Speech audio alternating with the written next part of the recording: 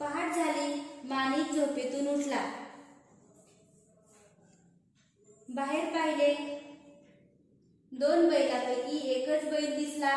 माणिकने बायकोला हाक मारली.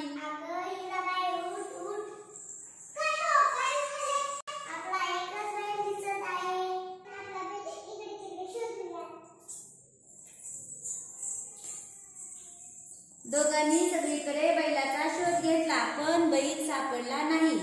दुसरा बैल चोरीला गेला होता. माणिक व माणिकची बायको हिराबाई बैल बाजारात गेले. अचानक हिराबाई ओरडली.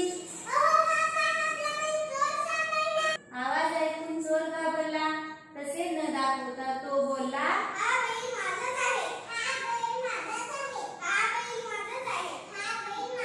दोघे भांडू लागली. हिराबाई चतुर होती.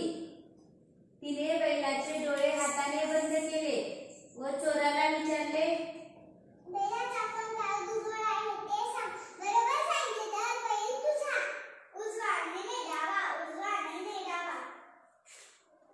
हिराबाईने हात बाजूला केला. बैलाचा कोणताही डोळा अजून नाही असे दिसले.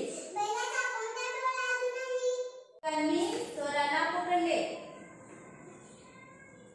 पोलीस आले. चोराला घेऊन गेले. माणिक आणि हिराबाई बैल घेऊन आनंदाने घरी गेले.